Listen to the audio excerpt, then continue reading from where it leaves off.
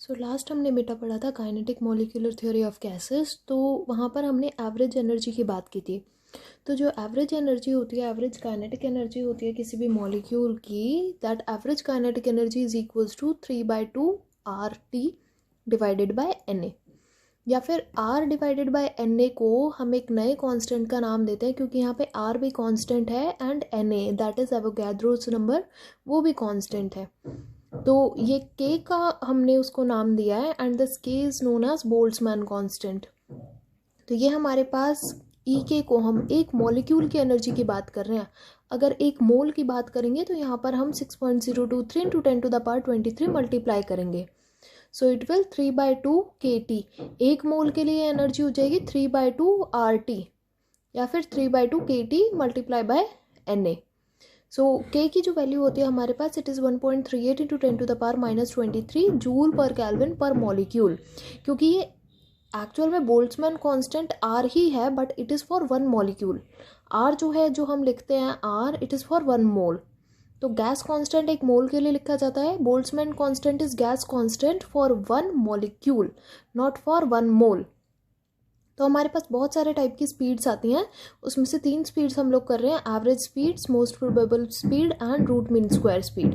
तो जो average speed हमारे पास होती है, एवरेज स्पीड मतलब सारे मॉलिक्यूल्स की स्पीड हमने ऐड की और उसको डिवाइड कर दिया, मीन निकाल लिया। तो ये जो हमारे पास एवरेज स्पीड हमारे पास हो जाती है बेटा, इसको C बार से डिनोट करते हैं and it is equals to √8 RT divided by pi M। M यहाँ पे मोलर मास है हमारे पास गैस का, और PV is equals to nRT अगर हम इक्वेशन यूज करें तो it can also be equal to √8 PV divided by pi M। ठीक है। तो एवरेज स्पीड अगर आपको कहीं भी किसी भी एंट्रेंस में निकालने के लिए आए तो आप फॉर्मूला यूज करोगे √RT divided by pi M। M means molar mass. Next हमारे पास आता है most probable speed. Most probable speed जो हमारे पास होती है बेटा, वो स्पीड होती है जो एक पर्टिकुलर टेम्परेचर पे बहुत सारे मॉलिक्यूल्स पोजेस कर रहे हैं। It is just like most probable number कि सपोज हमारे क्लास में 10 बच्चे हैं, 10 बच्चों में से सबसे एक ऐसा नंबर, एक ऐसा स्कोर जो बहुत सारे बच्चों ने स्कोर किया है। ठीक है। सपोज किसी के एग्जाम में 60 मार्क्स आए, तो आपके पास 4 ऐसे बच्चे हैं जिनके 60 मार्क्स आए, तो 10 में से 4 बच्चे ऐसे थे जिनके 60 मार्क्स आए, बाकी सबके कुछ ऐसे आए 61, 62, 64, 65, ठीक है, 58, 59।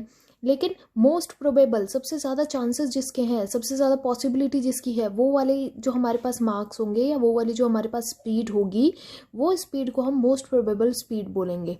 कि एक ऐसी स्पीड जो बहुत सारे मॉलिक्यूल पोजेस कर रहे हैं, ठीक है, that is called as most probable speed. तो मोस्ट प्रोबेबल स्पीड किसी एक पर्टिकुलर टेम्परेचर पे निकाली जाती है। अगर आप टेम्परेचर चेंज कर दोगे तो क्या होगा, आपकी वो मोस्ट प्रोबेबल स्पीड जो है वो चेंज हो जाएगी। हो सकता है मॉलिक्यूल कुछ एनर्जी गेन कर ले, कुछ एनर्जी लूज कर दे, तो उनकी स्पीड हमारे पास चेंज हो जाएगी।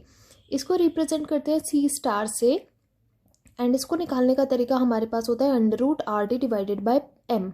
पाई नहीं है यहाँ पर, √RT divided by √2RT divided by M।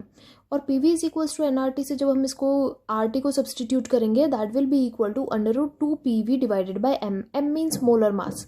Molar mass आपको यहाँ पर पुट करना है, but that molar mass should be put it in kg। तो ये मोलर मास आप kg में पुट करोगे।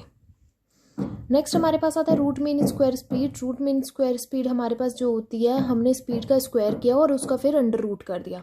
तो जितनी हमारे पास स्पीड थी मॉलिक्यूल्स की, उन सब का स्क्वायर किया, उनका सम किया, मीन निकाला और उसको अंडर रूट कर दिया, that is root mean square speed.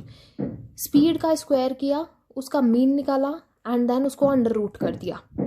ठीक है। इसको C से रिप्रेजेंट करते हैं and that C is equals to √3RT divided by M, और we can write √3 PV divided by M। अब आपसे क्वेश्चन पूछा जाता है इन तीनों में से कौन सी सबसे ज़्यादा होती है, तो जो सबसे ज़्यादा हमारे पास होती है दैट इज RMS।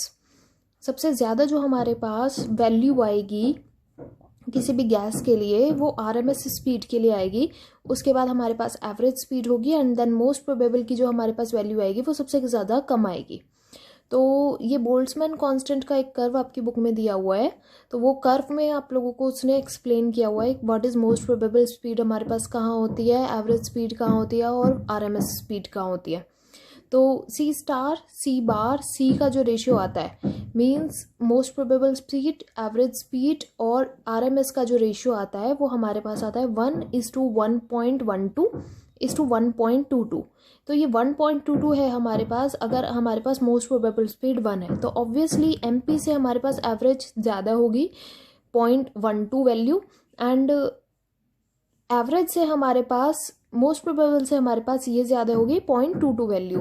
तो हमारे पास 3 टाइप के स्पीड, इसका रेशियो पूछ लिया जाता है, इसमें पूछ लिया जाता है कि कौन सी स्पीड आपके पास सबसे ज़्यादा है, या फिर कर्व बना करके पॉइंट कर देते हैं और उस पॉइंट पे आपसे पूछते हैं कि आपके पास इसमें से कौन सी स्पीड मोस्ट प्रोबेबल है, कौन सी स्पीड RMS है। तो जो सबसे आगे हो वैल्यू वो हमारे पास किसकी आएगी, RMS की, देन हमारे पास एवरेज एंड देन हमारे पास मोस्ट प्रोबेबल। ठीक है, तो इसका कर्व मैं आप लोगों को दिखा देती हूँ कि इसका कर्व किस तरीके का हमारे पास बनता है। इसका जो कर्व बनता है बेटा वो इस टाइप का कर्व बनता है। ये होते हैं फ्रैक्शन ऑफ मॉलिक्यूल्स और ये होती है हमारे पास एवरेज स्पीड। ठीक है, so this is our speed and this is fraction of molecule. Fraction of molecule मतलब कितने मॉलिक्यूल्स हमारे पास हैं। ठीक है, इसका जो कर्व हमारे पास बनता है उस कर्व की नेचर इस टाइप की होती है कि बहुत कम स्पीड वाले कुछ मॉलिक्यूल्स होंगे, बहुत ज़्यादा स्पीड वाले कुछ मॉलिक्यूल्स होंगे, और ज़्यादा स्पीड वाले होंगे, और फिर मैक्सिमम स्पीड वाले होंगे। तो यहाँ पर जो बेटा हमारे पास ये जो वैल्यू आती है, ये वाली जो वैल्यू होती है जो सबसे ऊपर है, तो फ्रैक्शन ऑफ मॉलिक्यूल्स जो एक मोस्ट प्रोबेबल स्पीड एग्जिबिट कर रहे हैं तो वो हमारे पास यहाँ पे आएगी। So this is our most probable speed MP।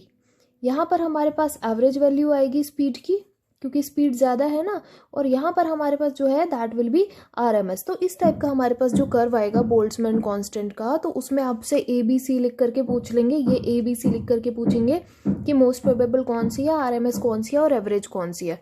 तो सबसे ज़्यादा जो स्पीड है हमारे पास that speed is our RMS, उसके बाद हमारे पास एवरेज एंड उसके बाद सबसे बाद में हमारे पास आएगी मोस्ट प्रोबेबल स्पीड। तो इतनी चीज़ आई होप आप लोगों को समझ आई हो, क्योंकि एंट्रेंस पॉइंट ऑफ व्यू से इसके क्वेश्चंस हमारे पास आते ही आते हैं, या तो सॉल्व करने के लिए या फिर वैल्यूज पुट करने के लिए या comparison, otherwise graphical method. And average kinetic energy अगर एक मॉलिक्यूल के निकाल रहे हैं तो आप लोगे 3/2 RT डिवाइडेड बाय NA से डिवाइड कर दो। कि अगर एक मोल के निकाल रहे हो तो NA से डिवाइड नहीं करोगे, then it will be 3/2 RT। ठीक है, एंड R डिवाइडेड बाय NA हमारे पास K होता है, तो बहुत बार ऐसे normally 3/2 RT divided by NA नहीं पूछता, वो 3/2 KT करके पूछ लेता है कि 3/2 KT एक मॉलिक्यूल की एनर्जी है या नहीं है, या सिंपल फार्मूला आपको दे देगा what is the average kinetic energy formula for 1 molecule. तो 3/2 RT डिवाइडेड बाय NA होगा, 3/2 RT ऑप्शन होगा, उसमें 3/2 KT ऑप्शन होगा, और 3/2 KT डिवाइडेड बाय NA। इस टाइप के ऑप्शन सब बना करके वो आप लोगों से कुछ भी क्वेश्चन एवरेज काइनेटिक एनर्जी के ऊपर पूछ सकता है। तो R डिवाइडेड बाय NA जहाँ कर दिया वो 1 मॉलिक्यूल की एनर्जी है, और जहाँ पर NA नहीं किया है डिवाइड में R के साथ वो 1 मोल की एनर्जी है। ठीक है, तो नेक्स्ट हम लोग करेंगे बिहेवियर ऑफ रियल गैसेस।